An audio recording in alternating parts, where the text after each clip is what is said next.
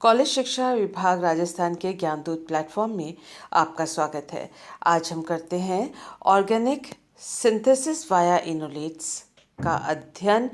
इसमें हम इथिल एसिटोएसिटेट या जिसे कि हम EAA एथिल एसिटोएसिटेट या फिर जिसे हम एसिटोएसिटिक एस्टर यानी AAE के नाम से भी पुकारते हैं, इसके बारे में हम आज पढ़ते हैं, रिवाइज करते हैं और जान लेते हैं। तो इनोलेट्स को भी हम इसी के साथ पढ़ते रहेंगे इस टॉपिक में।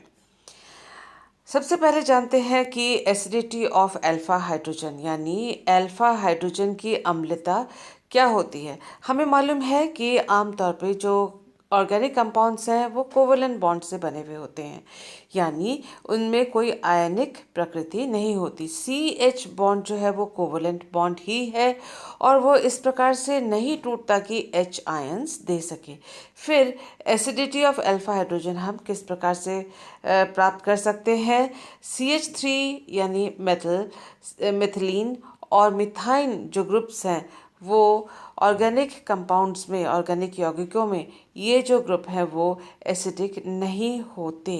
और कुछ अल्फा हाइड्रोजन यौगिक ऐसे होते हैं जो कि एसिडिक हो सकते हैं।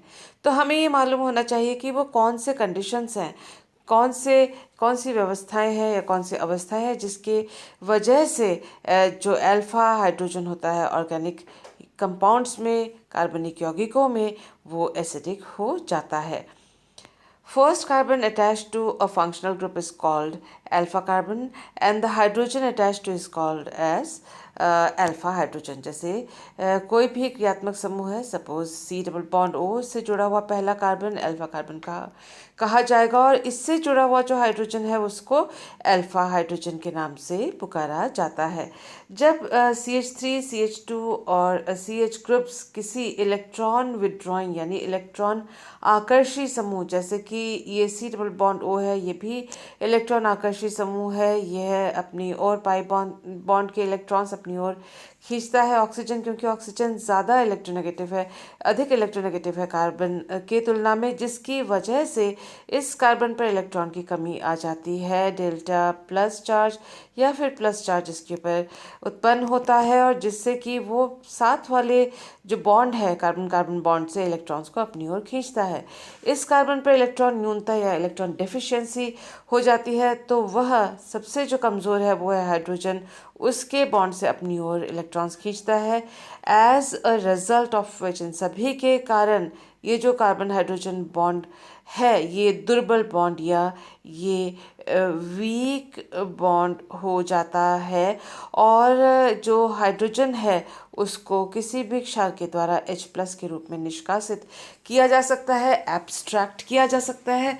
दूसरे शब्दों में हम कह सकते हैं कि ऐसी स्थिति में जो मिथिलीन और मिथाइन जो हाइड्रोजन्स होते हैं वो एसिडिक हाइड्रोजन या अम्लीय हाइड्रोजन की तरह बिहेवियर करते हैं। इनके हाइड्रोजन्स, इन तीनों समूहों के हाइड्रोजन और ये जो अल्फा हाइड्रोजन बॉन्ड है वो एसिडिक या सक्रिय, अम्लीय या एक्टिव हाइड्रोजन, एसिडिक या एक्टिव हाइड्रोजन के नाम से जाने जाते हैं।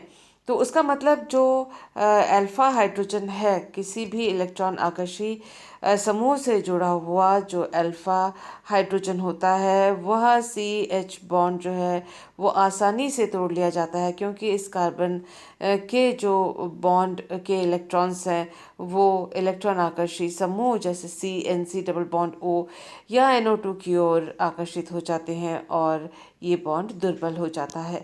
तो ये बेसिक कॉन्सेप्ट है। हम कुछ एग्जांपल्स देख के इससे बेहतर तरीके से समझ लेते हैं। Alpha hydrogens are acidic in nature. अभी अल्फा कौन से हाइड्रोजन्स?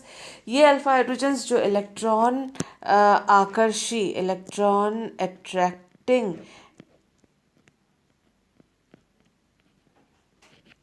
ग्रुप से जुड़े हुए जो अल्फा हाइड्रोजन्स हैं वो अम्लीय प्रकृति के होते हैं। याद कर लेते हैं कि Ka का मतलब है डिसोसिएशन कांस्टेंट ऑफ एसिड और pKa है माइनस लॉग या नेगेटिव लॉग ऑफ Ka और इसका मतलब ये है कि लो pKa वैल्यू, अगर pKa का मान अगर कम होगा तो एसिडिटी जो है वो हाई होगी, अम्लता हाई होगी।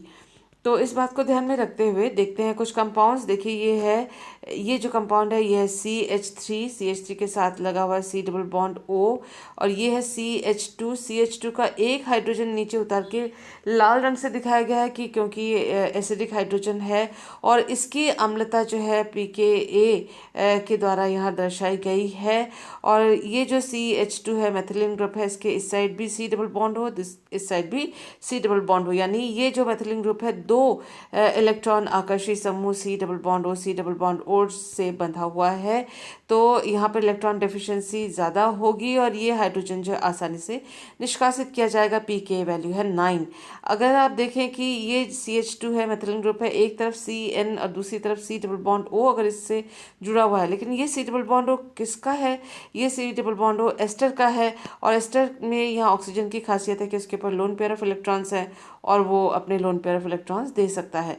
तो जिस प्रबलता के साथ C double bond O electrons को अपनी ओर खींचता है, उसी प्रबलता के साथ ये एस्टर वाला C double bond O electrons को नहीं खींचता, क्योंकि इसमें electron donating oxygen atom lone pair of electron वाला ऑक्सीजन एटम इसके अंदर है।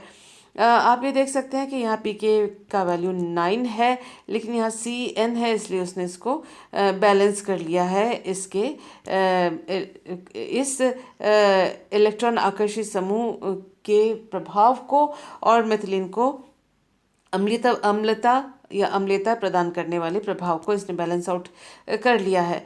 यहाँ आप देखें कि एक तरफ C डबल बॉन्ड O लगा है, दूसरी तरफ एस्टर लगा हुआ है।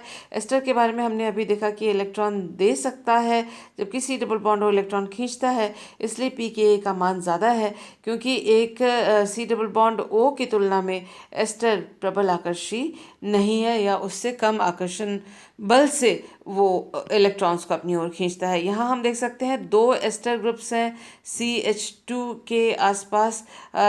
तो आप देख सकते, दिस इज जब कॉम्प्रेस हुआ वीडियो उसमें कुछ प्रॉब्लम आ गई है, इसलिए यहाँ सिंगल बॉन्ड H है, डबल बॉन्ड H नहीं है। इसको आप नोट्स बनाते वक्त या पढ़ते वक्त इसको रेक्टिफाई कर लीजिए। ये CH2 का एक H यहाँ पर दिखाया गया है, ये डबल बॉन्ड खिसक गया है कॉम्प्रेशन के दौरान, और ये सिंगल बॉन्ड H है यहाँ पर। और आप देख सकते हैं कि यहाँ pK वैल्यू जो है वो 13 है। ऐसा इसलिए क्योंकि इधर भी एस्टर ग्रुप है और इधर भी एस्टर ग्रुप है, बीच में ये CH2 यानी मेथिलीन ग्रुप है। तो आप देख सकते हैं कि यदि इलेक्ट्रॉन आकर्षी समूह जैसे C डबल बॉन्ड O, जैसे C डबल बॉन्ड N, ये अगर जुड़े हुए हों तो अम्लता जो मेथिलीन ग्रुप के हाइड्रोजन की ज़्यादा होती है और एस्टर ग्रुप की उसकी तुलना में अम्लता कम होती है। एस्टर ग्रुप वाले मेथिलीन ग्रुप की अम्लता कम होती है। Reasons of acidity of alpha hydrogen के अम्लीयता उसके एसिडिटी का अम्लता का क्या कारण है? क्यों अल्फा हाइड्रोजन अम्लीय होता है? पहला कारण है presence of electron attracting group. अभी तक जो हमने एग्जांपल्स देखे हैं, इससे पिछले वाले स्लाइड में भी हमने देखा कि इलेक्ट्रॉन आकर्षी समूह है। यहाँ पर हमने देखे ये CH3 जो ये जो कार्बन है उसका एक हाइड्रोजन हमने CH3 कार्बन का एक हाइड्रोजन हमने अलग से दिखाया है कि इसकी जो pK वैल्यू, अगर ये एसिड की तरह कार्य करता है तो pK वैल्यू है इसका 20। कोई जो बेस है वो उसका इस्तेमाल किया जाता है ताकि इस हाइड्रोजन का एब्स्ट्रैक्शन H+ के रूप में किया जा सके, और एक एक करके हाइड्रोजन हम Cl के द्वारा यहाँ पर हम रिप्लेस करते जा रहे हैं। और Cl यानी क्लोरो इलेक्ट्रॉन आकर्षी समूह है, क्योंकि इलेक्ट्रोनेगेटिव है कार्बन की तुलना में। आपने देखा एक हाइड्रोजन को हटा के यहाँ पर हमने Cl लगाया तो pK का जो वैल्यू है वो कम हो गया, यानी एसिडिटी इंक्रीज हो गई। हमने दोनों हाइड्रोजन्स को अगर Cl से यहाँ पर रिप्लेस कर दिया है तो एसिडिटी और ज़्यादा इंक्रीज हो गई, क्योंकि pK का वैल्यू डाउन हो गया। उसका मतलब greater the number of electron attracting groups more is the acidity of alpha hydrogen. जैसे जैसे इलेक्ट्रॉन आकर्षी समूहों की संख्या, देखिए यहाँ पर Cl एक भी नहीं था, यहाँ पर एक Cl है, यहाँ पर 2 Cl है। जैसे जैसे इलेक्ट्रॉन आकर्षी समूहों की संख्या या नंबर उसका बढ़ता जाता है, एसिडिटी भी बढ़ती जाती है। जैसा कि आप देख रहे हैं कि pKa का वैल्यू उसी के अनुसार घटता चला जा रहा है। तो जो पहला कारण है एसिडिटी का अल्फा हाइड्रोजन का वो है इलेक्ट्रॉन आकर्षी समूहों की उपस्थिति। दूसरा कारण क्या है? मान लीजिए इलेक्ट्रॉन आकर्षी समूह इलेक्ट्रॉन अट्रैक्टिंग ग्रुप है, लेकिन कोई भी बेस ही ऐसा नहीं है जो उस हाइड्रोजन को एब्स्ट्रैक्ट कर सके, तो अम्लता नहीं प्रदर्शित होगी। इसमें भी क्या शर्त है, इसमें देखिए, presence of a base to extract proton from acidic hydrogen compound. ये एसिडिक हाइड्रोजन कंपाउंड है तो कोई क्षार होना चाहिए जो इसको इस एसिडिक हाइड्रोजन को एब्स्ट्रैक्ट कर सके, निकाल सके, एक्सट्रैक्ट कर सके। इस तरह का बेस चूज़ करना चाहिए जो कि प्रोटॉन एक्सट्रैक्शन कर सके, और उससे जो कॉन्जुगेट एसिड बने उसकी एसिडिटी जो है लेस देन कॉन्जुगेट एसिड की उसकी जो कॉन्जुगेट एसिड जो बनता है उसकी एसिडिटी होनी चाहिए कम, किससे? अल्फा हाइड्रोजन वाले यौगिक से इसकी एसिडिटी कम होनी चाहिए, तभी वो जो बेस है वो सफल बेस होगा, सक्सेसफुल होगा और अम्लीयता को प्रदर्शित करेगा। अल्फा हाइड्रोजन वाला कंपाउंड किस तरह से समझ सकते हैं, देखिए आपके स्क्रीन पे 2 एग्जांपल्स हैं। यहाँ पर हमने लिया है इथाइल एसीटेट, और आप देख सकते हैं ये है एथिल ग्रुप और ये इसका एसीटेट है, ये CH3 ग्रुप है और ये इलेक्ट्रॉन आकर्षी ग्रुप है, तो इसलिए ये हाइड्रोजन एक अम्लीय हाइड्रोजन की तरह कार्य करेगा। इसका pK वैल्यू है 25, ज़्यादा एसिडिक ये नहीं है। हमने यूज़ किया है इथॉक्साइड आयन या फिर सोडियम इथॉक्साइड या पोटेशियम इथॉक्साइड का, हमने अगर मान लो इथॉक्साइड आयन का इस्तेमाल किया। ये है अपना बेस, ये बेस यहाँ से इस प्रोटॉन को निकालकर इस कॉन्जुगेट एसिड में परिवर्तित हो गया है। अब ध्यान से देखिए कि इस कॉन्जुगेट एसिड के pKa का मान है, pKa का वैल्यू है 16, यानी ये स्ट्रॉन्ग एसिड है और ये वीक एसिड है। तो उसका मतलब स्ट्रॉन्ग एसिड है तो ये प्रोटॉन देगा और बैकवर्ड रिएक्शन ज़्यादा होगा, ये प्रोटॉन वापस दे देगा और इसके पास आके CH दोबारा जुड़ जाएगा। यानी यहाँ से जो प्रोटॉन का निष्कासन हो रहा है, यहाँ से जो प्रोटॉन H+ के रूप में जा रहा है, ये फॉरवर्ड रिएक्शन कमज़ोर है, और क्योंकि इसकी एसिडिटी ज़्यादा है तो बैकवर्ड रिएक्शन ज़्यादा स्ट्रॉन्ग है या ज़्यादा फेवरेबल है।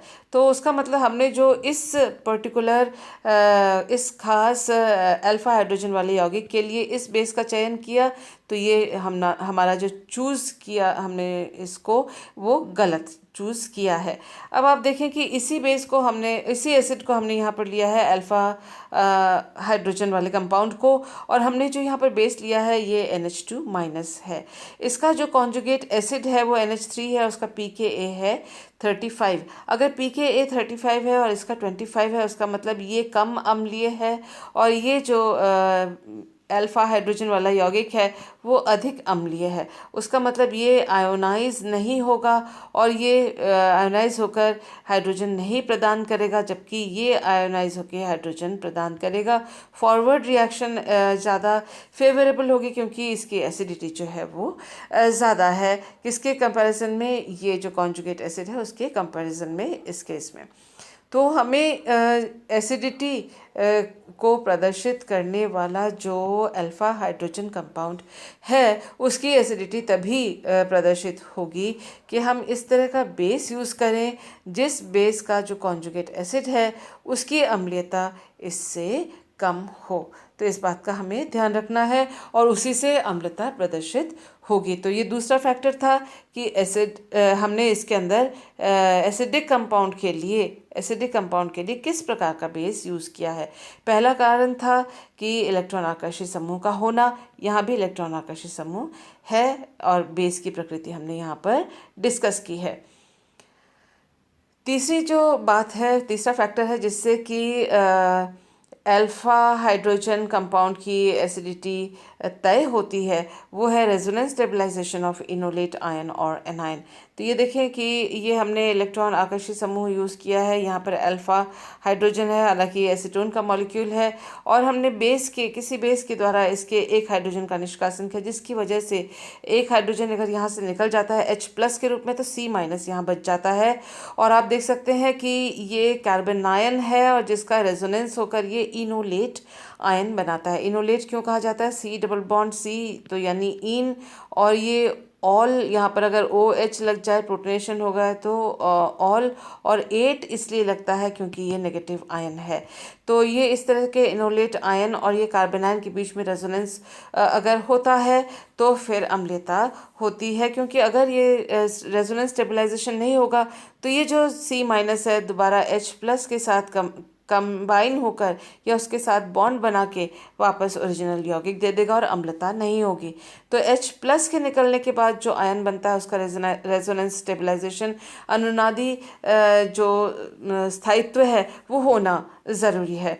यहाँ आप देख सकते हैं कि हमने यहाँ पर डाइकीटोन लिया हुआ है, और डाइकीटोन यानी 2 इलेक्ट्रॉन आकर्षी समूह जुड़े हुए हैं, बीच में CH2 जो है मेथिलीन ग्रुप है, और ये एसिटाइल एसीटोन है, इसका pK 9 है। 9 इसलिए है क्योंकि इधर भी C डबल बॉन्ड हो, इधर भी C डबल बॉन्ड हो, दोनों के साथ इस तरह से रेजोनेंस हो सकता है, और दोनों ही इनोलेट बनाने में इसमें शामिल हो रहे हैं। एक बार एक तरफ वाला C डबल बॉन्ड हो और दूसरी बार दूसरे वाला C डबल बॉन्ड हो, इसमें इनोलेट का जो आयन है उसका रेजोनेंस स्टेबलाइजेशन दे रहा है। कुल मिला के जो नेगेटिव आयन है वो इस तरह से इन एटम्स के बीच में ये डीलोकलाइज या विस्थापित होता है, जिससे कि इसकी स्टेबलाइजेशन होती है। तो अगर रेजोनेंस स्टेबलाइजेशन हो रही है, इस वजह से ही ये जो एक्टिव मेथिलीन कंपाउंड है उसकी अम्लता बढ़ती है या अम्लता प्रदर्शित करने में उसको सहायता मिलती है। Resonance stabilization of enolate ion को आगे और देखते हैं। ये देखिए यहाँ पर हमने वहाँ जो CH3 एसीटोन लिया था उसकी जगह कोई भी R ग्रुप यहाँ पर लगाया है, और वही इनोलेट आयन और कार्बन आयन मध्यवर्ती जो है वो आपस में रेजोनेंस स्टेबलाइजेशन में या इक्विलिब्रियम में रहते हैं। ये इनोलेट है और ये कार्बन आयन है, और इसी से शुरू होता है। आप देख सकते हैं कि कीटो इनॉल टॉटोमेरिज्म, ये कीटो ग्रुप है और ये इनॉल ग्रुप है। तो ये दोनों आपस में रेजोनेंस में रह रहे हैं, और कीटो इनॉल टॉटोमेरिज्म के बारे में इस यूनिट में पूछा जाता है। ये रहा इनॉल। इनॉल क्यों कहते हैं? इन मतलब डबल बॉन्ड, ये रहा, या असंतृप्तता। ऑल मतलब OH ग्रुप, ये रहा। तो डबल बॉन्डेड वाले कार्बन पर OH अगर लगा हुआ है तो इनॉल यहाँ पर कहा जाएगा। और ये क्योंकि इनॉल की जो बॉन्ड एनर्जीज है वो कम है, इसकी थर्मोडायनेमिक स्टेबिलिटी कम है, तो ये अधिकतर जो है वो कीटो रूप में रहता है, और इनॉल रूप में ये कम मात्रा में, कम परसेंटेज में ये रहता है। इसमें आप देख सकते हैं कि इस इनॉल और कीटो फॉर्म में केवल इस बात का अंतर है कि यहाँ C डबल बॉन्ड C और OH था यहाँ पर, और यहाँ C डबल बॉन्ड O है, यानी कीटो ग्रुप है। और जब बेस का इस्तेमाल किया जाता है तो ये जो अल्फा हाइड्रोजन है यहाँ पर उसका निष्कासन होकर C-, तो ये बना है कार्बन आयन बना है, और इसका जब टॉटोमेरिज्म या चलाव्यवता होता है तो चलाव्यवता होती है तो इनोलेट आयन इस प्रकार से हमें प्राप्त होता है। आप देख सकते हैं माइनस चार्ज जो है C डबल बॉन्ड C बनाने में मदद करता है, और डबल बॉन्ड O के जो इलेक्ट्रॉन्स है ऑक्सीजन ने अपनी ओर ले लिए और माइनस चार्ज इसके ऊपर आ जाता है। तो इस तरह से कीटो इनॉल टॉटोमेरिज्म होता है। अब टॉटोमेरिज्म में होता क्या है ये भी पूछा जाता है एग्जामिनेशन में। हम पढ़ रहे हैं एथिल एसीटोएसीटेट के संदर्भ में ये सारी जानकारियाँ, और जो एसीटोएसीटेट है या AE या EAA है, ये भी टॉटोमेरिज्म प्रदर्शित करता है। इसके टॉटोमेरिज्म और रेजोनेंस में क्या अंतर है इसके बारे में थोड़ी देर बाद में पढ़ते हैं। देख लेते हैं कि क्लेजन कंडेंसेशन, क्लेजन संघनन के द्वारा EAA को किस प्रकार से हम सिंथेसाइज या संश्लेषित कर सकते हैं। ये इम्पॉर्टेंट क्वेश्चन है, और इसके ऊपर इस टॉपिक से इससे एग्जामिनेशन में क्वेश्चन आते हैं। हमने शुरू किया है एथिल एसीटेट से। आप देख सकते हैं CH3COOET, और ये एक कार्बोनिल ग्रुप है जिसमें अल्फा हाइड्रोजन है, क्योंकि ये अल्फा कार्बन है, ये अल्फा कार्बन है, उससे जुड़ा हुआ जो हाइड्रोजन होते हैं उन हाइड्रोजन्स को हम अल्फा हाइड्रोजन कहते हैं। सोडियम एथॉक्साइड लिया है बेस के रूप में, और यहाँ पर ये जो एक्टिव हाइड्रोजन या एक्टिव मेथिलीन ग्रुप है इसमें से एक हाइड्रोजन चला जाएगा तो ये C- में कन्वर्ट हो जाएगा, और फर्दर वो कंडेंसेशन दूसरे मॉलिक्यूल के, दूसरे एथिल एसीटेट के मॉलिक्यूल से करता है और EAA देता है। इस EAA को इतनी आसानी से नहीं प्राप्त किया जा सकता है, क्योंकि इसका जो फॉर्मेशन है वो फेवरेबल फॉर्मेशन नहीं है। जो सिंथेसिस की विधि है वो यहाँ हम देख लेते हैं। राउंड बॉटम फ्लास्क सूखा और साफ लिया जाता है और एथिल एसीटेट इसमें डाला जाता है, वो भी ड्राई। ड्राई का मतलब इसमें जल की अशुद्धि नहीं होगी और इसका बॉइलिंग पॉइंट है 350 केल्विन।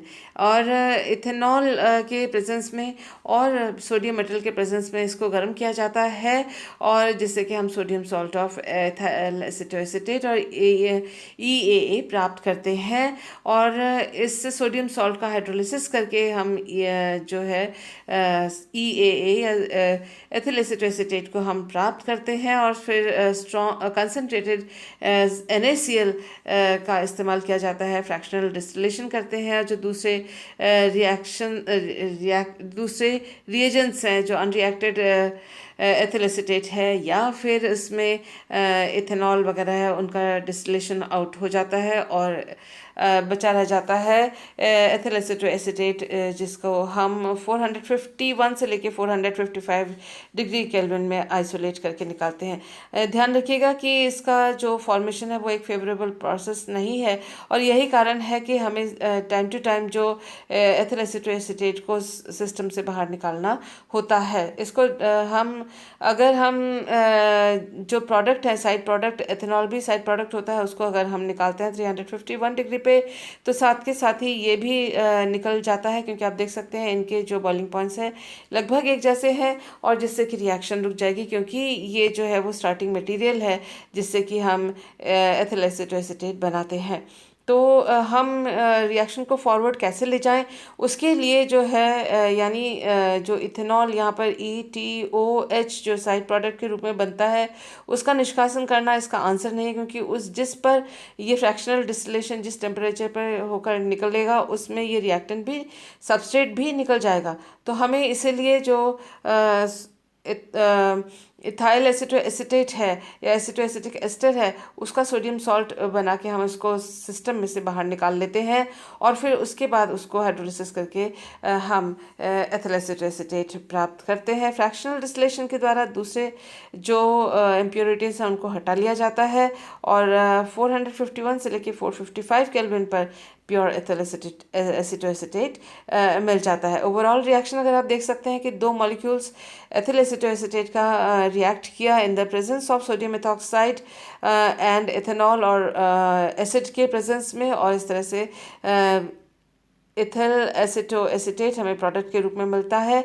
ये पहला मॉलिक्यूल है इस एथिल एसीटोएसीटेट का। इसमें जो ये पहला कार्बन है अल्फा कार्बन है और इस पे अल्फा हाइड्रोजन है और बेस जो है इस अल्फा हाइड्रोजन को लेकर निकल जाता है और रिएक्शन फॉरवर्ड की तरफ बढ़ने लग जाती है।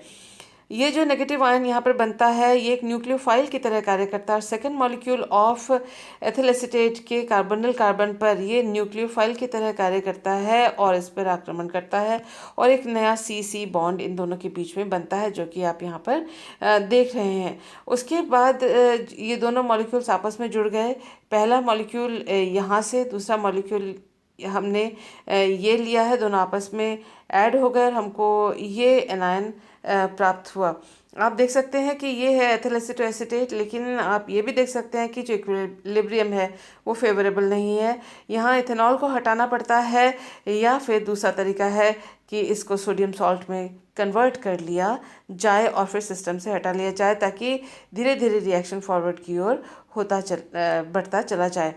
Formation of ethyl acetoacetate is unfavorable as equilibrium is towards left. Equilibrium क्या है ethyl acetoacetate की formation का, बनने का, संश्लेषण का? वो backward जो equilibrium है लेफ्ट हैंड साइड की तरफ जो झुका हुआ equilibrium साम्यावस्था होती है और फॉरवर्ड रिएक्शन जो है वो कम होती है और इसी वजह से सोडियम मेथॉक्साइड एक्सेस में डाला जाता है ताकि AAE जो है इनोलेट आयन में कन्वर्ट हो जाए। जो ETO माइनस है या ETOH है उसको अगर हम निष्कासित करते हैं, क्योंकि ये भी प्रोडक्ट के रूप में बनता है, तो उसके साथ ये दोनों इकट्ठे सिस्टम से डिस्टिल आउट हो जाते हैं, जबकि ये स्टार्टिंग मटेरियल है तो इसके निकलने के साथ रिएक्शन बंद हो जाती है। Sodium salt of ethyl acetoacetate को हाइड्रोलाइज किया जाता है ताकि प्योर एथिल एसीटोएसीटेट प्राप्त हो सके। तो ये रिएक्शंस हैं जिसके द्वारा हम एथिल एसीटोएसीटेट का फॉर्मेशन यहाँ पर देख सकते हैं। ये देखिए एथिल एसीटोएसीटेट बन चुका है और बेस का हमने यूज़ किया है, इसका कार्बन आयन बनाया है और जो कि इन कीटो इनोल टॉटोमेरिज्म के द्वारा आपस में स्टेबलाइज्ड है। और सोडियम सॉल्ट इसका हम बनाते हैं ताकि रिएक्शन आगे की ओर बढ़ती रहे और ज़्यादा से ज़्यादा sodium salt of ethyl acetoacetate बने और उसके बाद हम इसका हाइड्रोलिसिस करके प्योर एथिल एसीटोएसीटेट प्राप्त कर सकते हैं। कमर्शियल मेथड जो एथिल एसीटोएसीटेट के बनाने का है वो एसीटोन से है। इसको गर्म किया जाता है, कीटीन गैस बनता है जो आपस में दो कीटीन जो है आपस में डाइमेराइज हो जाते हैं और इस तरह से डाइकीटीन हमें उत्पाद के रूप में मिलता है। ये देखिए एसीटोन है और उसको गर्म किया और ये कीटीन हमें प्राप्त हुआ और साइड प्रोडक्ट के रूप में हाइड्रोकार्बन हमें प्राप्त हुआ। अब इस डाई कीटीन का आप देख सकते हैं कि इसके इथेनॉल के जो ऑक्सीजन है उससे इसमें न्यूक्लियोफिलिक अटैक हुआ, कार्बन के ऊपर न्यूक्लियोफिलिक अटैक हुआ है और जिससे कि आप देख सकते हैं कि ऑक्सीजन और कार्बन के बीच में, इस ऑक्सीजन और इस कार्बन के बीच में बॉन्ड बना है और O- यहाँ पर चार्ज ऑक्सीजन के ऊपर O- चार्ज यहाँ पर आ गया है। इसके बाद बॉन्ड्स का मूवमेंट होता है, रिंग ओपनिंग होती है। आप देख सकते हैं कि ये CO बॉन्ड जो है ये खुल गया और इसके ऊपर O- चार्ज आ जाता है और साथ ही जो यहाँ पर हाइड्रोजन एक्स्ट्रा था वो प्रोटॉन जो है यहाँ पर शिफ्ट हो जाता है। तो ये OH बना है, ये इनोलिक फॉर्म बना है, C डबल बॉन्ड C और C सिंगल बॉन्ड OH यानी इनोलिक फॉर्म बना है और इसके टॉटोमेरिज्म में चलाव्यवता के द्वारा कीटोनिक फॉर्म प्राप्त होता है। अब ये सवाल है कि जब बॉन्ड एनर्जी कीटो की ज़्यादा है और इनॉल की कम है तो इनॉल फॉर्म बनता ही क्यों है? इनॉल फॉर्म इसलिए बनता है क्योंकि इनॉल फॉर्म में आप देख सकते हैं C double bond O single bond और डबल बॉन्ड, तो दो बॉन्ड जो है आपस में दो डबल बॉन्ड्स हैं जो आपस में संयुग्मित हैं, संयुग्मित द्विबंध की श्रृंखला बनी हुई है और इसके साथ ही resonance of two CO groups, दो तरह के CO ग्रुप्स जो है इसके अंदर एसिटोएस्टर के दो तरह के CO2, एक इधर C डबल बॉन्ड O और इधर C डबल बॉन्ड O, इन दो तरह के दो अलग अलग CO बॉन्ड के साथ जो है कीटो इनोल टॉटोमेरिज्म होता है, इसलिए स्थायित्व इसको प्राप्त होती है। और इसके अलावा जो आप देख सकते हैं कि एक ही जो मॉलिक्यूल के अंदर हाइड्रोजन बॉन्डिंग होती है, इंटरनल हाइड्रोजन बॉन्डिंग होती है जिससे कि जो इनॉल फॉर्म है वो ज़्यादा स्टेबल होता है। ये देखिए इनॉल फॉर्म है और उसका एक साइड का C double bond O keto form बना चुका है। तो ये तीन कारण है जिसकी वजह से इनॉल फॉर्म जो है वो स्टेबल है और वो एग्जिस्ट करता है कीटो इनॉल टॉटोमेरिज्म में। याद कर लेते हैं कि रेजोनेंस और टॉटोमेरिज्म के बीच में डिफरेंस क्या था। देखिए रेजोनेंस जो है वो एक ऐसा कॉन्सेप्ट है जिससे कि हम किसी भी यौगिक के कुछ प्रॉपर्टीज़ को हम समझा सकते हैं। टॉटोमेरिज्म जो है उससे कई तरह के कंपाउंड्स वास्तव में बनते हैं। इसमें काल्पनिक संरचनाएं होती हैं जो कि इलेक्ट्रॉन्स के विस्थापन के द्वारा बनती हैं और यहाँ एक छोटा सा एटम जैसे कि प्रोटॉन वो अपनी पोजीशन चेंज करता है और तरह तरह के कंपाउंड्स बनाता है। प्रोसेस जो है इसमें इलेक्ट्रॉन का डिलोकलाइजेशन बताया जाता है और तरह तरह के जो फॉर्म्स इलेक्ट्रॉनिक फॉर्म्स जो हैं स्ट्रक्चर, तरह तरह के स्ट्रक्चर एक ही कंपाउंड के लिखे जाते हैं। टॉटोमेरिज्म में दो या दो से अधिक प्रकार के कंपाउंड वास्तव में बनते हैं और वो आपस में इंटरकन्वर्ट होते हैं, जैसे कि कीटो इनॉल टॉटोमेरिज्म। तो यहाँ पर अलग अलग कंपाउंड्स नहीं बनते हैं। रिलोकेशन मतलब अपनी जगह से जगह छोड़कर जाना। यहाँ पर जो रेजोनेंस में कोई भी एटम जो है वो अपनी जगह छोड़ के नहीं जाता है, इलेक्ट्रॉन्स अपनी जगह छोड़ते हैं या लोन पेयर ऑफ इलेक्ट्रॉन्स छोड़ते हैं। टॉटोमेरिज्म में कोई एक एटम अपनी जगह छोड़ता है, जैसे कि कीटो इनॉल में C double bond O single bond, ये अगर है यहाँ पर CH तो ये H जो है अल्फा जो H है वो ऑक्सीजन के साथ जुड़ेगा और ये डबल बॉन्ड जो C के बीच में डिलोकेलाइज हो जाएगा। तो इस तरह से ये टॉटोमेरिज्म होता है, जबकि रेजोनेंस में ऐसे किसी भी एटम का रीलोकेशन या उसकी रीपोजिशनिंग या उसका लोकेशन चेंज रेजोनेंस में नहीं होता। Tautomers can be obtained by relocation of a proton, proton के रिलोकेशन से, रिलोकेशन यानी नए स्थान पर पहुंचने से उसी मॉलिक्यूल के अंदर तरह तरह के टॉटमर्स बनते हैं। लेकिन रेजोनेंस जो है वो इक्विलिब्रियम स्टेट, साम्यावस्था में एक दूसरे के साथ नहीं रहते, टॉटमर्स जो है साम्यावस्था में रहते हैं।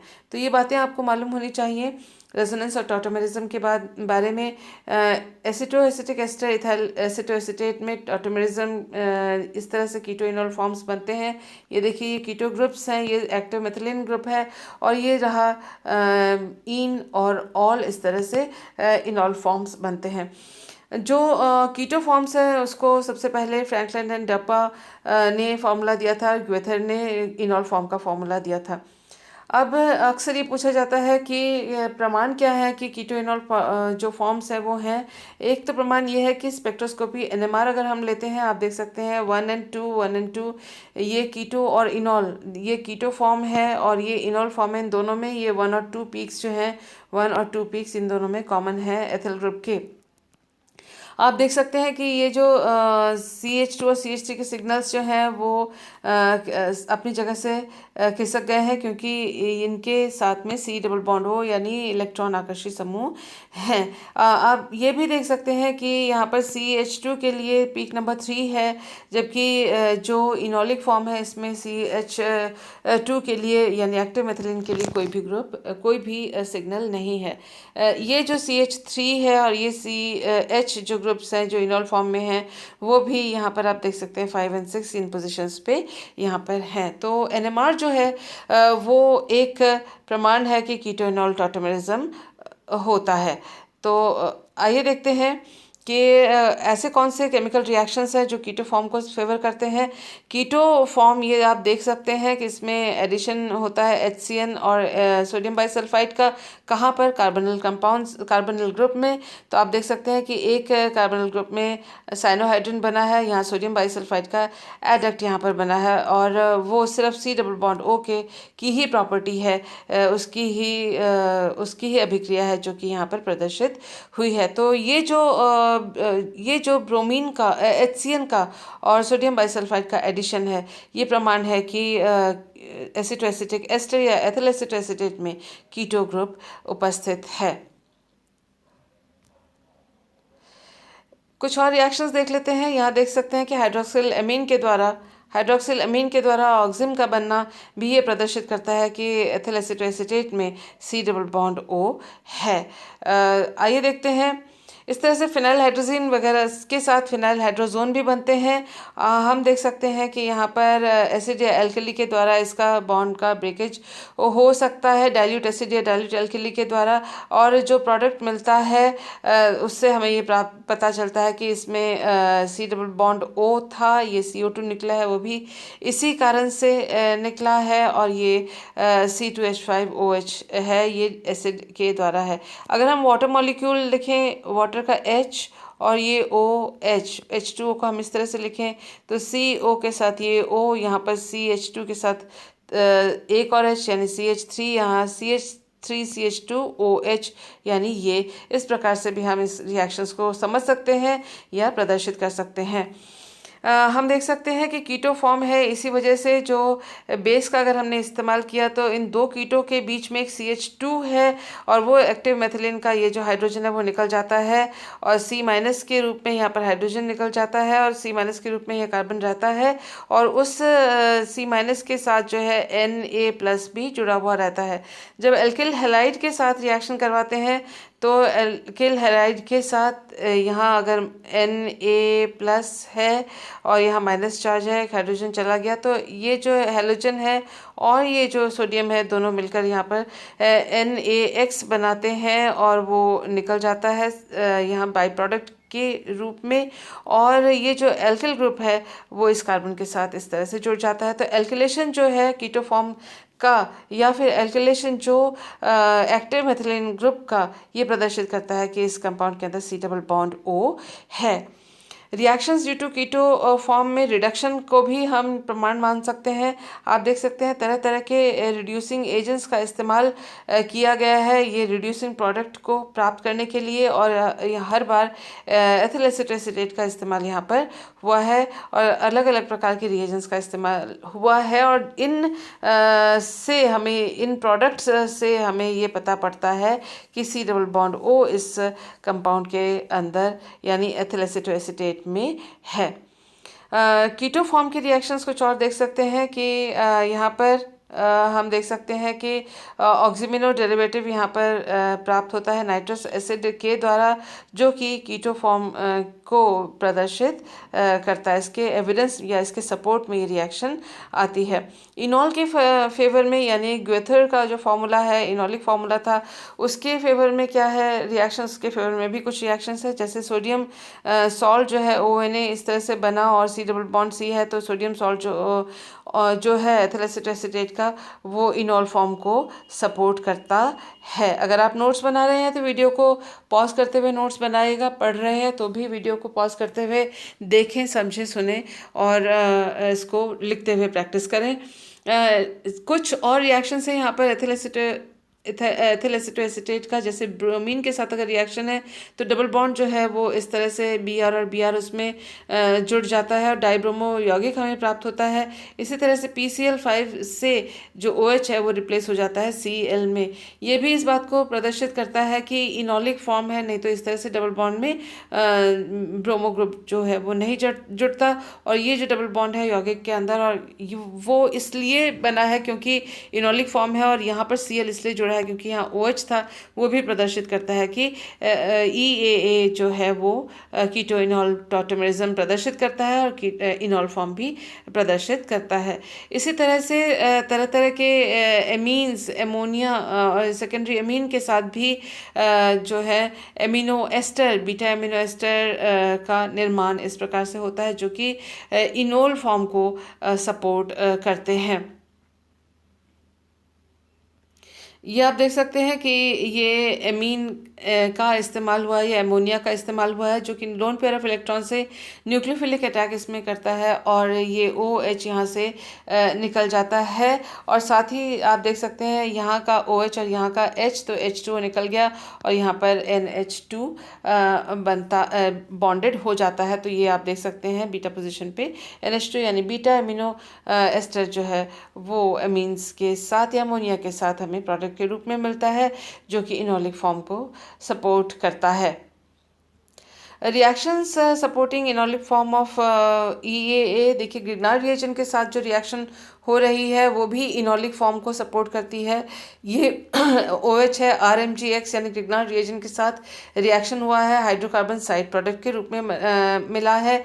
ये आप देख सकते हैं कि यहाँ पर ये जो ऑक्सीजन है इलेक्ट्रॉन रिच होने के कारण मैग्नीशियम के साथ उसने बॉन्ड बनाया, OMgX बना है, और ये जो एल्किल ग्रुप है वो इस जो प्रोटॉन के साथ यहाँ पर उसने हाइड्रोकार्बन बना के साइड प्रोडक्ट के रूप में हाइड्रोकार्बन हमें प्राप्त हुआ है। तो इनसे भी हमें पता पड़ता है कि इनॉलिक फॉर्म है, क्योंकि ये रहा C डबल बॉन्ड O, यहाँ पर OH था तभी OMgX यहाँ पर जुड़ा हुआ है इस फंक्शनल ग्रुप, एक group. Reactions supporting इनॉल form of EAA में कुछ और रिएक्शंस देख लेते हैं। देखिए डायजोमीथेन के साथ जो है forms methyl ether of ethyl crotonate. तो ये एथिल क्रोटोनेट का जो है वो मेथिल ईथर इसमें बना हुआ है, और डायजो मीथेन के साथ एसिटोएसिटिक एस्टर का रिएक्शन करवाया गया है, वो भी इनॉलिक फॉर्म का। तो इनॉलिक फॉर्म से जो ये यौगिक मिलता है, ईथर मिलता है, वो ये सपोर्ट करता है कि EAA या AAE में इनॉलिक फॉर्म यानी टॉटोमेरिज्म, कीटो इनॉल टॉटोमेरिज्म होता है। ये इसका मैकेनिज्म है डायजोमीथेन का, और इस तरह से आप देख सकते हैं कि OCH3 यानी मेथिल जो ईथर है इस रिएक्शन के द्वारा बना है, और ये सपोर्ट करता है इनॉलिक फॉर्म को। अब क्वेश्चन ये पूछा जाता है कि एसिटोएसिटिक एस्टर का कीटो फॉर्म और इनोल फॉर्म के को एक दूसरे से आइसोलेट या पृथक करने की या सेपरेट करने की विधियां क्या है। नॉर मेथड है सबसे पहले यहाँ पर हम डिस्कस कर रहे हैं। कीटोन और हाइड्रोक्सिल फॉर्म को यानी इनोल फॉर्म को इन्होंने अलग किया था और इसके लिए एसिटोएसिटिक एस्टर का लाइट पेट्रोलियम सॉल्यूशन है जो है उसको -78 डिग्री तक ठंडा करने पर एक कुछ क्रिस्टल्स बने थे जिनका मेल्टिंग पॉइंट -39 है। और ये जो सब्सटेंस, ये जो क्रिस्टल्स है वो फेरिक क्लोराइड के साथ कोई रिएक्शन नहीं देते और ब्रोमीन के साथ कंबाइन नहीं होते। तो उसका मतलब है कि ये कीटो फॉर्म है। और हाइड्रोक्सिल ग्रुप जो है आइसोलेट इस तरह से किया गया कि लाइट पेट्रोलियम जो सॉल्यूशन है सोडियम डेरिवेटिव ऑफ एथिल एसिटोएसिटेट का, उसको ठंडा किया गया -78 डिग्री में और इसको इतना HCl, केवल उतना HCl दिया गया ताकि जो इसका सोडियम सॉल्ट है वो डिकम्पोज हो सके। बस उतना ही दिया गया जिसकी वजह से ग्लास के कांच जैसे का सॉलिड जो है वो अलग होकर पृथक होता है, जो कि हाइड्रोक्सी फॉर्म है और वो ग्वेथर फार्मूला वाला जो ग्रुप है इनोलिक ग्रुप वो है। और ये जो इनोलिक कंपाउंड है वो फेरिक क्लोराइड के साथ इंटेंस गहरा रंग देता है जो कि फिनॉल्स भी देते हैं। और फिनॉल में भी आपको मालूम है कि अगर OH है तो एक जो इस तरह से आप इनोलिक हिस्सा इसका मान सकते हैं। तो फेरिक क्लोराइड जो है वो इस हिस्से की वजह से कलर देता है। फिनॉल में ये हिस्सा है और हाइड्रोक्सिल फॉर्म यानी इनोलिक फॉर्म ऑफ एथिल एसिटोएसिटेट में भी ये वाला हिस्सा है। तो ये फेरिक क्लोराइड इसके साथ कलर देता है। तो इस तरह से इन दोनों को सेपरेट किया। सेपरेट करने के क्रोमेटोग्राफिक मेथड्स का भी इस्तेमाल किया जाता है, लेकिन जो ट्रेडिशनल मेथड्स हैं उनको हम डिस्कस कर लेते हैं। फ्रैक्शनल डिस्टिलेशन किया जाता है। कर्ट मेयर ने प्योर इनोल फॉर्म को क्वार्ट्ज के उसमें एपरेटस में, क्वार्ट्स के एपरेटस में उसको अलग किया था डिस्टिलेशन करके, क्योंकि जो ग्लास है वो बेसिक है और कीटो इनोल टॉटोमेरिज्म के इक्विलिब्रियम को बिगाड़ देती है। लोअर टेम्परेचर 33 डिग्री और 2 mmHg पे इनोल फॉर्म डिस्टिल होता है और ये वोलेटाइल ज़्यादा है। इनोल फॉर्म वोलेटाइल क्यों है ये देखिए। ऑल इनोल फॉर्म वोलेटाइल इसलिए है क्योंकि वो इंटरनल हाइड्रोजन बॉन्ड बनाता है और एक मॉलिक्यूल का दूसरे मॉलिक्यूल के साथ इसी तरह के दूसरे मॉलिक्यूल के साथ उतना कोई स्ट्रांग बॉन्ड नहीं है, इसलिए वोलेटाइल या वाष्पशील है और कम टेम्परेचर पे ये निकल के डिस्टिल आउट होकर आ जाता है। जो कीटो फॉर्म है वो 40 से 41 डिग्री 2 mmHg पर ये अलग हो जाता है। तो डिस्टिलेशन के द्वारा भी हम कीटो इनोल फॉर्म को एक दूसरे से अलग कर सकते हैं। अब कीटो इनोल रेशियो को पता करने का कर्ट मेयर मेथड है जो कि काफ़ी जो है इजी टू अंडरस्टैंड है। इसमें आप देख सकते हैं कि सबसे पहले जो इनोलिक फॉर्म है वह ब्रोमीन के साथ एडिशन करता है, जैसे कि हमने इससे पहले देखा है। C डबल बॉन्ड C था, उसमें OH था, वो है।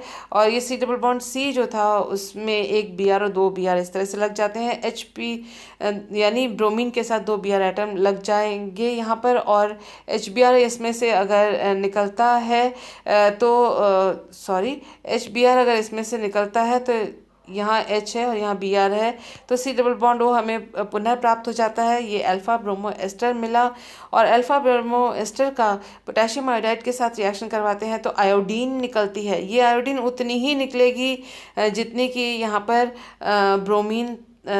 ब्रोमो जितना यहाँ पर था, यानी इनिशियल जितना कंपाउंड था उतनी ही मात्रा में इसमें से आयोडीन निकलेगी। जितनी आयोडीन निकलेगी उसको हाइपो सॉल्यूशन के द्वारा हम टाइट्रेशन कर सकते हैं और उस आयोडीन के मात्रा के अनुपात में जो है इनोल फॉर्म होता है। इस तरह से हम कीटो इनोल फॉर्म का जो रेशियो है वो हम पता कर सकते हैं, अनुपात है जो पता कर सकते हैं। टोटल में से अगर हमने कीटो का अनुपात माइनस कर दिया तो हमें इनोल का अनुपात आसानी से प्राप्त हो सकता है। तो इस तरह से ब्रोमीन के द्वारा और पोटेशियम आयोडाइड और हाइपो सॉल्यूशन के द्वारा हम कीटो इनोल रेशियो आराम से प्राप्त कर सकते हैं। इंटरकन्वर्शन ऑफ कीटो इनोल फॉर्म्स, ये देखिए एसिड और बेस के प्रेजेंस में ये जो कीटो फॉर्म है इस तरह से इनोल फॉर्म में चेंज हो रहा है। आप देख सकते हैं कि बेस की प्रेजेंस में यहाँ से एक H निकल गया तो C माइनस हो गया, जो कि इस तरह से इसमें रेजोनेंस की वजह से ये माइनस चार्ज चारों तरफ फैल गया है और डबल बॉन्ड का भी डिलोकलाइजेशन हुआ है। ये जब हाइड्रोजन पिकअप कर लेता है तो H पर हाइड्रोजन पिकअप करता है, इनॉल फॉर्म में ये परिवर्तित हो जाता है। ये जो इनॉल फॉर्म है इसमें भी आप देख सकते हैं ये हाइड्रोजन के प्रेजेंस में यहाँ CH की जगह यहाँ पर CH2 बन जाता है और यहाँ पर C double bond O create हो जाता है, क्योंकि ये C डबल बॉन्ड C अब यहाँ नहीं रह पाता। और उसके बाद फिर आप देख सकते हैं कि यहाँ पर हाइड्रोजन का जो लॉस है उससे आपको कीटो फॉर्म दोबारा प्राप्त हो जाता है। तो इस तरह से कीटो और इनॉल फॉर्म जो है एसिड और बेस सॉल्यूशंस में आपस में एक दूसरे के में कन्वर्ट होते रहते हैं। Physical properties of ethyl acetoacetate का जिक्र कर लेते हैं। बॉइलिंग पॉइंट इसका 181 डिग्री सेंटीग्रेड है। ये लिक्विड है और फ्रूटी ओडर है, फलों जैसी गंध है। वाटर में ये घुलनशील है और वाटर में ये कम घुलनशील है, स्पेरिंगली सॉल्युबल है। वाटर जल में ये कम घुलनशील है, लेकिन इथेनॉल ईथर और ऑर्गेनिक सॉल्वेंट्स में ये आसानी से घुलनशील है।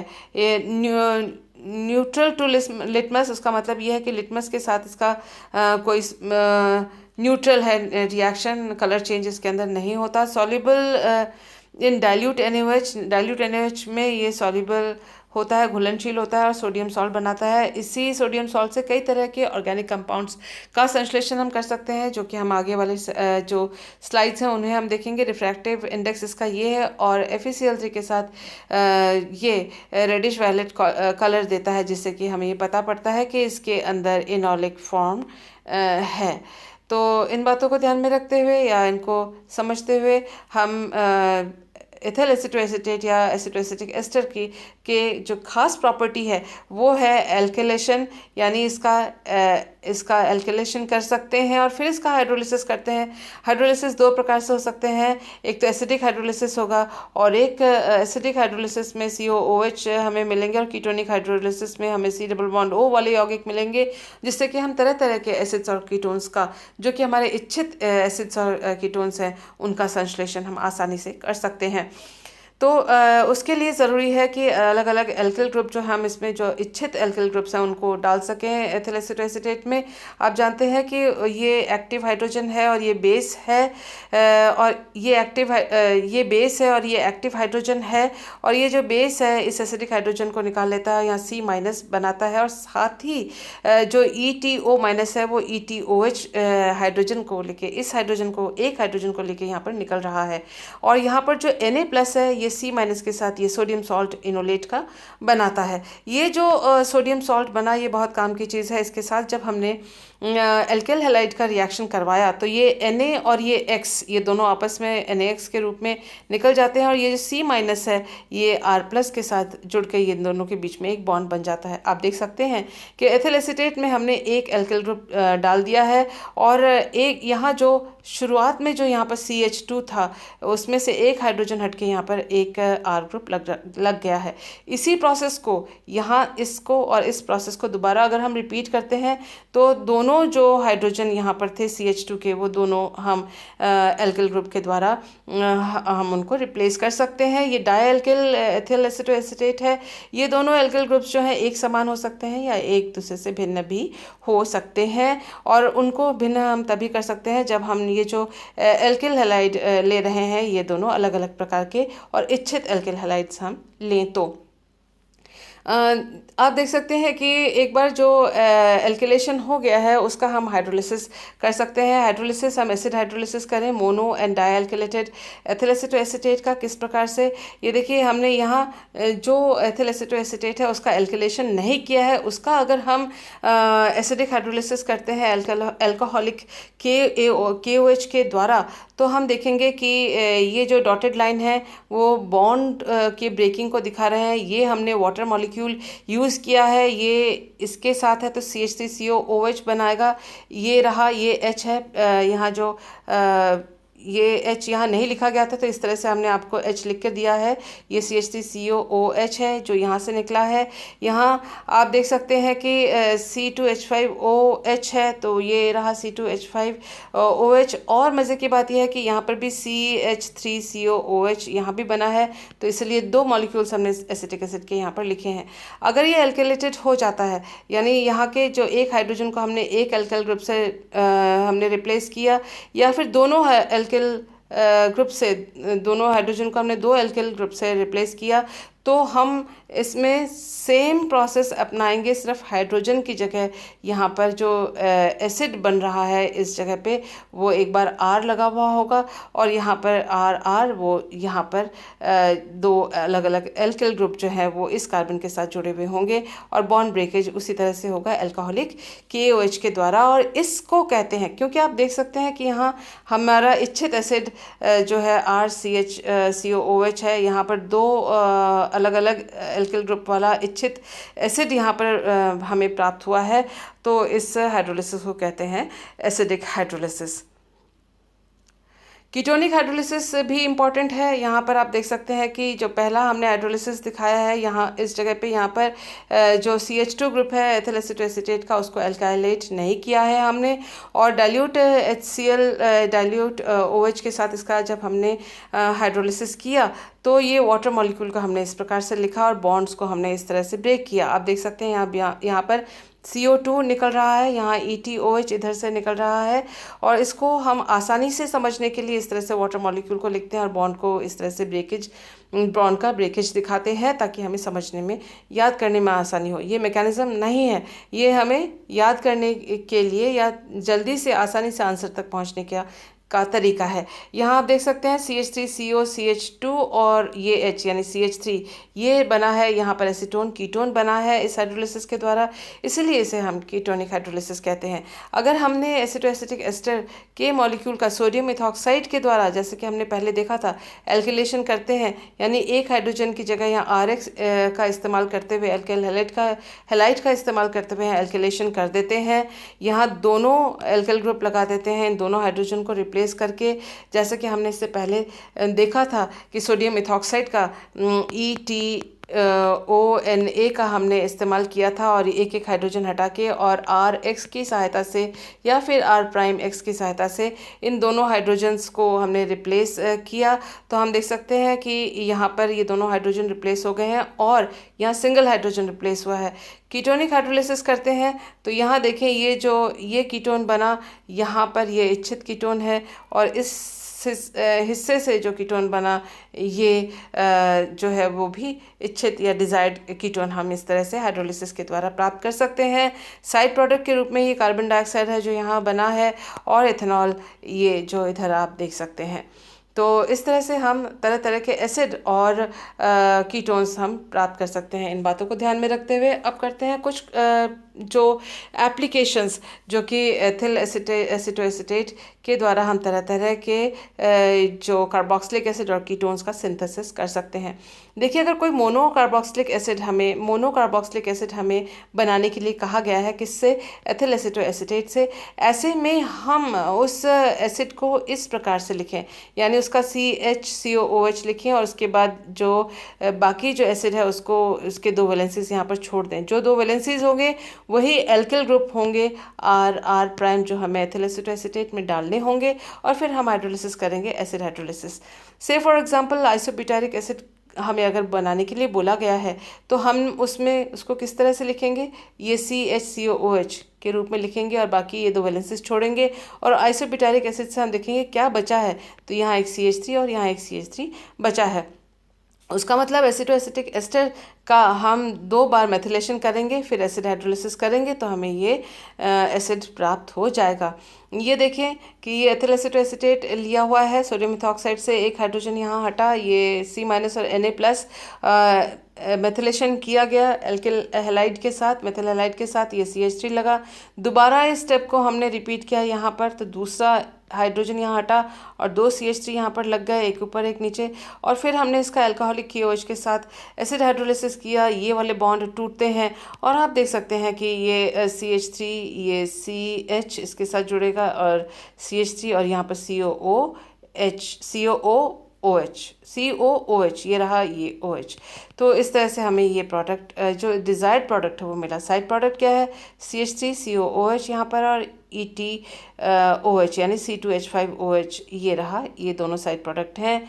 ये वाला साइड प्रोडक्ट यहाँ पर है और ये जो है वो यहाँ पर है। तो इस प्रकार से जो हम देख सकते हैं कि हमने दो मेथिल ग्रुप लगाया और आइसोब्यूटारिक एसिड बनाया। इसी तरह से हम प्रोपेनॉइक एसिड अगर बनाना चाहें तो हम प्रोपेनॉइक एसिड को CHCOOH लिखकर बाकी जो हिस्सा है वो हम इसमें जोड़ेंगे। तो यहाँ पर क्योंकि प्रोपेनॉइक एसिड है तो एक CH3 जुड़ेगा और बाकी H जुड़ेगा। H जुड़ने का मतलब ये है कि हमें कोई मेथिलेशन एल्किलेशन वगैरह कुछ नहीं करना। और यहाँ पर जो है यानी एथिल एसिटोएसिटेट का पहले हमने मिथिलेशन करना है, मिथाइल ग्रुप डालेंगे हम इसके अंदर और उसके बाद हम एसिड हाइड्रोलिसिस करेंगे। ये वाली प्रक्रिया हम एक बार करेंगे। यहाँ पर दो एल्किल ग्रुप लगे हैं, यहाँ पर CH3 और CH3 दोबारा लगा है। यहाँ पर केवल एक बार CH3 लगाने के बाद सीधे हम यहाँ पर हाइड्रोलिसिस तक आ जाएंगे। तो हमें ये जो प्रोडक्ट है प्रोपेनॉइक एसिड उत्पाद के रूप में मिलेगा। ये आप अपनी कॉपी में ट्राई करके देख सकते हैं। इसी तरह से ब्यूटेनॉइक एसिड को भी हम बना सकते हैं। ब्यूटेनॉइक एसिड को आप इस तरह से लिखें CH3CH2, उसके बाद ये देखिए CHCOOH अलग कर लिया है, CHCOOH अलग कर लिया है। जो ग्रुप्स हैं उनको हम यहाँ आगे पीछे लिख लेते हैं। ब्यूटेनॉइक एसिड में सिर्फ CH3 यहाँ पर है, CH3CH2 है और यहाँ पर आइसोवैलेरिक एसिड, ये इंपॉर्टेंट है, दोनों क्वेश्चंस पूछे जाते हैं। तो आइसोवैलेरिक एसिड में आप देखें यहाँ पर एथिल ग्रुप और यहाँ पर मेथिल ग्रुप है और यहाँ ब्यूटेनॉइक एसिड में एक हाइड्रोजन है, यानी यहाँ मेथिलेशन सिर्फ एक बार करनी है, यहाँ मेथिलेशन दो बार करनी है। मेथिलेशन के बाद फिर हम उसका एसिडिक हाइड्रोलिसिस करें, जैसा कि हम यहाँ पर देख सकते हैं, जो कि ये जो आइसोवैलेरिक एसिड है उसका यहाँ पर सिंथेसिस दिखाया गया है। ये पहले वाले सिंथेसिस की तरह, पहले के स्लाइड्स की तरह ये रिपीटेशन उस चीज़ का है। एसिड एसिटिक एस्टर के साथ शुरू हुए, बेस का इस्तेमाल किया, यहाँ एक हाइड्रोजन हटा, उसकी जगह CH3 के साथ उसका रिएक्शन करवाया गया CH3X के साथ और NaX इसमें से निकलता है, -NaX निकलता है। ये देखिए एक मेथिल ग्रुप जुड़ा C2H5। इसी रिएक्शन को दोबारा हमने यहाँ पर रिपीट किया और यहाँ पर C2H5X का इस्तेमाल किया तो C2H5 ग्रुप जुड़ा। हाइड्रोलिसिस किया, एल्किल हाइड्रोलिसिस, और हमको डिज़ायर्ड जो कीटोन है डिज़ायर्ड जो एसिड है आइसोवैलेरिक एसिड हमें उत्पाद के रूप में प्राप्त हुआ। तो ये बड़े आसान से हैं, बस आपको जो स्ट्रक्चर है एसिड का वो आपको पता होना चाहिए। उसके बाद आप 2-3 बार अगर इसको प्रैक्टिस करेंगे, आपको रटने की और याद करने की भी ज़रूरत नहीं है, अपने आप आपके पेन से आंसर निकलना शुरू हो जाएगा।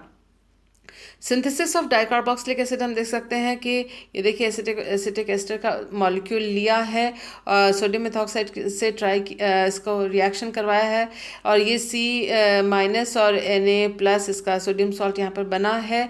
और इस तरह के दो मॉलिक्यूल्स को हमने, ये जो मॉलिक्यूल हैं इसको, एक ये मॉलिक्यूल, एक ये, दो मॉलिक्यूल्स का अगर हमने आयोडीन के साथ रिएक्शन करा तो आयोडीन और सोडियम ये दोनों आपस में रिएक्ट करते हैं और NaI निकल जाता है और ये दोनों जो मॉलिक्यूल्स हैं अपने CH के साथ जुड़ जाते हैं। आप देख सकते हैं CH और CH के बीच में एक सिंगल बॉन्ड है, दोनों आपस में जुड़ गए हैं। फिर इसका किया है एसिडिक हाइड्रोलिसिस और ये बॉन्ड भी टूटा, ये भी बॉन्ड टूटा, ये बॉन्ड टूटा, ये बॉन्ड टूटा। तो इस तरह से ये जो बॉन्ड्स टूट रहे हैं और उसमें जो है आप देख सकते हैं कि यहाँ पर H और यहाँ पर OH लगेगा और यहाँ पर भी OH लगेगा और यहाँ पर H लगेगा।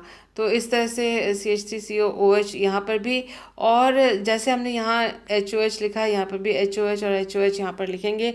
HOH यानी ये वाटर मॉलिक्यूल्स हमने दोनों लिखे हैं और आसानी से, यानी this is a trick to find out the products, ये मैकेनिज्म नहीं है जैसा कि मैंने आपको पहले बताया था। और इस तरह से जो बीच वाला सेक्शन है उससे हमको ये एसिड प्राप्त हुआ है और साइड वाला जो हिस्सा है उससे दो एसिटिक एसिड के मॉलिक्यूल्स प्राप्त हुए हैं। इस साइड के से हमको ये दो इथेनॉल के मॉलिक्यूल्स प्राप्त हुए हैं।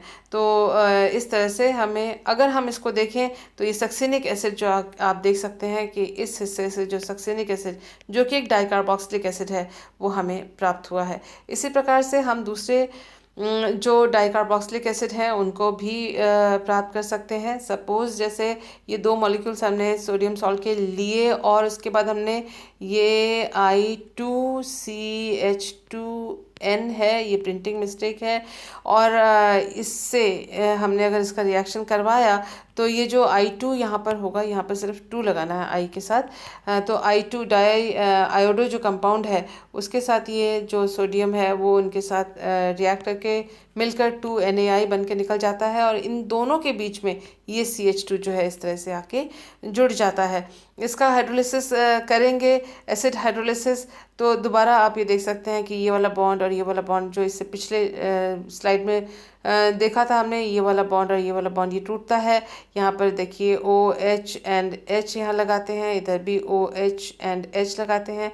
सिमिलरली यहाँ पर OH और H लगाएंगे और यहाँ OH और इस साइड में H लगाएंगे।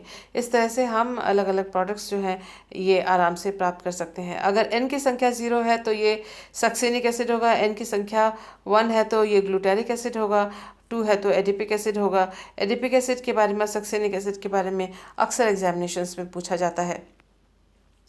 सिंथेसिस ऑफ कीटोन्स, किस तरह के कीटोन्स, जो ऐसे कीटोन्स जिसमें CH3CO CH हो, CH3COCH वाले ग्रुप हों, ऐसे वाले कीटोन्स का हम एथिल एसीटोएसीटेट के साथ सिंथेसिस उसका कर सकते हैं। फॉर एग्जांपल हमने इस कीटोन का अगर सिंथेसिस करना है तो हमें उसे इस प्रकार से लिखना है CH3COCH, उसके बाद ये दो जो ग्रुप्स हैं उनको हमें लिखना है। उसका मतलब एथिल एसीटेट का एक बार मेथिल ग्रुप से एक बार एथिल ग्रुप के साथ हमें एल्किलेशन करना पड़ेगा। ये देखिए CH3 और C2H5 ग्रुप इसमें जोड़ दिए हमने सोडियम मेथॉक्साइड और एल्किल हैलाइड के यूज़ के द्वारा। उसके बाद फिर इसका कीटोनिक हाइड्रोलिसिस किया डाइल्यूट H के साथ, और आप देख सकते हैं कीटोनिक हाइड्रोलिसिस में CO2 इसमें से बीच में से निकलता है।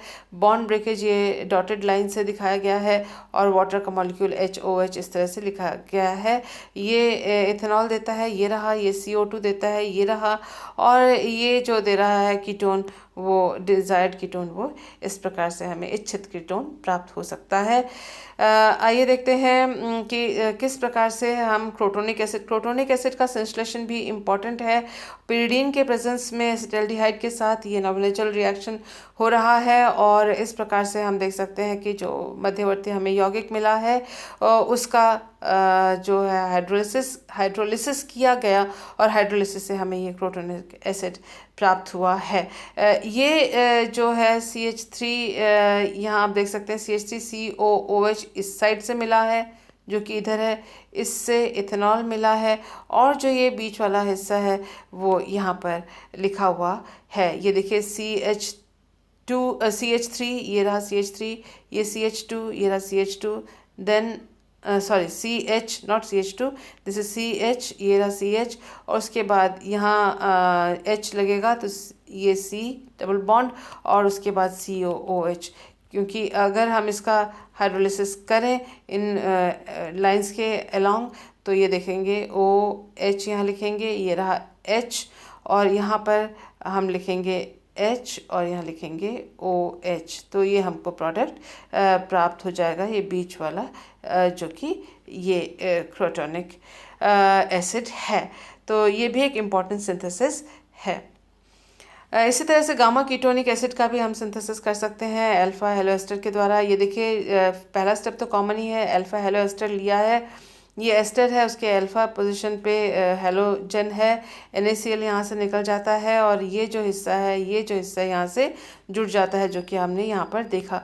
इसका हाइड्रोलिसिस किया गया, जैसा कि इससे पहले वाले इसमें हमने जो रिएक्शंस उनमें हमने देखे हैं, सिंथेसिस में देखे हैं, और कीटोनिक हाइड्रोलिसिस हुई है, और ये बॉन्ड ब्रेकेजेस यहाँ पर शो हुए हैं। एस्टर ग्रुप जो है उसका भी हाइड्रोलिसिस जो है एसिड में हुआ है, और आप देख सकते हैं कि ये गामा कीटो अल्फा बीटा गामा अल्फा इसलिए क्योंकि COH है, वहाँ से पहला अल्फा, देन बीटा, और फिर ये गामा पे कीटो ग्रुप है, तो ये ब्यूटान 3-on-1 कार्बोक्सिलिक एसिड यानी गामा कीटोनिक एसिड हमें यहाँ पर प्राप्त हो सकता है। होता है आसानी से। इसी तरह से synthesis of beta and gamma diketones का भी हम सिंथेसिस हम कर सकते हैं। बेसिक वही है कि हमने बेस लिया और CH3COCl लिया। तो CH3COCl जो है वो कीटोनिक एक कीटो ग्रुप को प्रदान करता है, और ये जो हिस्सा है वो दूसरा कीटो ग्रुप को प्रदान करता है। एक यहाँ से और एक यहाँ से, दो ये कीटो ग्रुप्स हमें प्राप्त हुए हैं। आप अगर ध्यान से देखें तो आप देख सकते हैं कि यहाँ पर जो CH3COCl के साथ ये रहा एडिशन हुआ, एक हाइड्रोजन हट गया, उस हाइड्रोजन की जगह CH3CO ग्रुप लगा है, और इसका कीटोनिक हाइड्रोलिसिस किया गया है। जो CO2 यहाँ से निकल गया, ये ETOH यहाँ से निकल गया, और जो है बाकी जो बचा हुआ है एसीटोन यानी बीटा डाइकीटोन हमें यहाँ पर प्राप्त हुआ। बीटा डाइकीटोन क्योंकि ये अगर कीटो ग्रुप माना जाए उससे पहला जो कार्बन है that is alpha, this is beta diketone यहाँ पर हमें प्राप्त हुआ है। इसी प्रकार से अगर हम CH3COCl की जगह हम उसको यूज़ ना करके इसी के दो मॉलिक्यूल्स को यूज़ कर लें, देखिए इसी का दो मॉलिक्यूल हमने यहाँ पर यूज़ किया है। दोनों मॉलिक्यूल्स को जोड़ने का हमेशा तरीका यही है कि आयोडीन का इस्तेमाल किया जाए और 2NaI इसमें से निकल जाएगा, और ये दोनों CH और CH आपस में यहाँ पर जुड़ जाएंगे, जो कि यहाँ पर आप देख रहे हैं। इसका कीटोनिक हाइड्रोलिसिस किया, बॉन्ड ब्रेकेजेस हमने यहाँ पर इस प्रकार से दिखाया है, जो कि रिपीट है, इससे पहले भी हमने इसको समझाया था। आप इसको ड्रॉ करते हुए, वीडियो को पॉज करते हुए ड्रॉ करते हुए इन सिंथेसिस को करेंगे, बड़ा मज़ेदार लगेगा, क्योंकि ऑटोमेटिकली अपने आप होता चला जाएगा। जैसे ही आप एक को समझेंगे बाकी सारी सिंथेसिस आप इसमें से कर सकेंगे। बस कसर ये है कि आपको लिखना पड़ेगा। अगर आप राइटिंग में इस चीज़ को करते हैं तो बहुत जल्दी याद हो जाएगा और बहुत इजी ये जो टॉपिक आपको तब लगेगा। अगर आप इसको यूँ देख देख कर पढ़ेंगे तो आपको लगेगा बड़ा कॉम्प्लिकेटेड है। तो यहाँ पर देखें जो है डाइल्यूट HCl के साथ यहाँ पर हाइड्रोलिसिस किया गया, कीटोनिक हाइड्रोलिसिस, और इस प्रकार से हमें गामा डाइकीटोन मिला। गामा डाइकीटोन कहाँ से मिला? देखिए CH3CO पहला C यहाँ पर है, देन अल्फा, बीटा और गामा पोजीशन पे दूसरा कीटो। तो ये जो गामा डाइकीटोन है वो यहाँ पर है, ये एथेनॉल, ये रहा CO2, यहाँ दो निकले हैं वो यहाँ पर है। तो इस प्रकार से हम इस का सिंथेसिस कर सकते हैं। हेट्रोसाइक्लिक यौगिक का भी सिंथेसिस कर सकते हैं। आप देख सकते हैं कि ये जो हाइड्रोलिसिस, डाइल्यूट हाइड्रोलिसिस करने के बाद जो हमको ये कीटो ग्रुप मिला है, डाइकीटोन मिला है, ये वाला डाइकीटोन हमने पहले भी बनाया हुआ है। कौन सा डाइकीटोन है देख लेते हैं। ये है पहला, तो उसके साथ अल्फा, बीटा, गामा। अभी हमने गामा डाइकीटोन बनाया था। गामा डाइकीटोन का टॉटोमेरिज्म अगर होता है, टॉटोमेराइजेशन से उसका इनोलिक फॉर्म प्राप्त होता है। इनोलिक फॉर्म का एमोनिया से रिएक्शन करने से पायरोल के डेरिवेटिव मिलते हैं। P2S5 के साथ करने से सल्फर थायोफीन का डेरिवेटिव मिलता है, और फास्फोरस पेंटॉक्साइड के साथ रिएक्शन करने से 2,5-डाइमेथिल फ्यूरान के डेरिवेटिव, यानी 3 तरह के हेट्रोसाइक्लिक यौगिक हम इसमें से क्रिएट कर सकते हैं, सिंथेसाइज कर सकते हैं।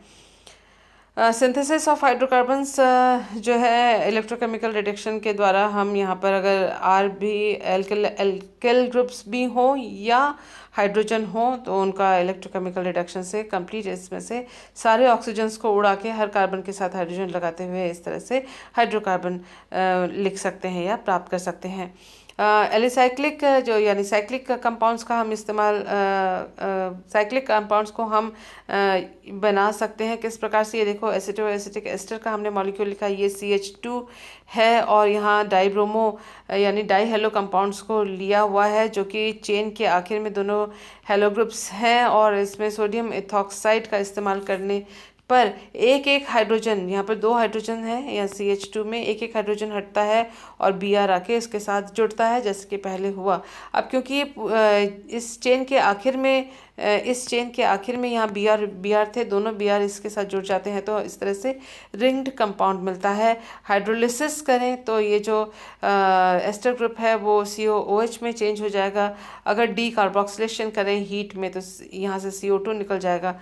तो आप देख सकते हैं कि इस तरह से कीटो जो कंपाउंड है, और लेकिन साइक्लिक इस तरह से कंपाउंड हमको इच्छित यौगिक जो है वो प्राप्त हो सकता है। इसमें से जो हेट्रोसाइक्लिक कंपाउंड है, क्रोटोनिक एसिड है, वैलेरिक एसिड है, इस तरह के कंपाउंड्स, और ये जो साइक्लिक कंपाउंड है ये अक्सर एग्जामिनेशन में पूछे जाते हैं। 4 मेथिल यूरेसिल का सिंथेसिस भी पूछा जाता है। ये देखिए यूरिया है, यूरिया के साथ एथिल एसीटोएसीटेट का ये जो OET और यहाँ पर ये देखिए H2O, ये दोनों यहाँ से निकल जाते हैं ग्रुप्स, और इस तरह से हमें 6 मेंबर्ड हेट्रोसाइक्लिक यानी 4 मेथिल यूरेसिल जो है वो उत्पाद के रूप में प्राप्त होता है। इन रिएक्शंस को अगर आप लिखते हुए करें बहुत आसान लगेंगे। स्टूडेंट्स को कई बार इतने सारे रिएक्शंस देख के डर लगता है, लेकिन जब आप लिखेंगे तो बहुत इजी पाएंगे। इसी तरह से 2,5 डायमेथिल जो पिरोल है, इसको हमने पहले भी सिंथेसाइज किया हुआ है। यहाँ पर उसको डिटेल में यहाँ दिखाया हुआ है। इससे पहले 1-2 स्लाइड पहले हमने इसका सिंथेसिस किया हुआ है। इसे भी एग्जामिनेशन में पूछा जाता है। डिटेल में जो है वो यहाँ पर दिया हुआ है, जैसा कि आप देख रहे हैं। ये कुछ क्वेश्चंस हैं जो कि अलग अलग एग्जामिनेशन से पूछे गए हैं। इनमें से अधिकतर जो स्ट्रक्चर्स हैं वो इसी वीडियो में इनका आंसर भी है। बात यह है कि आप इसको किस तरह से लिखते हुए निकलें, प्रैक्टिस करें, तो एग्जामिनेशन के लिए अच्छी तैयारी आपकी हो सकती है। कुछ और यहाँ पर क्वेश्चंस दिए हुए हैं। देखिए ये पूछा हुआ है क्लेजन कंडेंसेशन के बारे में, इनोलेट क्या है वो पूछा है, अल्फा हाइड्रोजन की अम्लीयता कैसे होती है। ये सारे जनरल क्वेश्चंस हैं। सिंथेसिस ऑफ एथिल एसीटोएसीटेट, ये सारे क्वेश्चंस अक्सर एग्जामिनेशंस में पूछे जाते हैं। So thank you for being with me and all the best for your exams.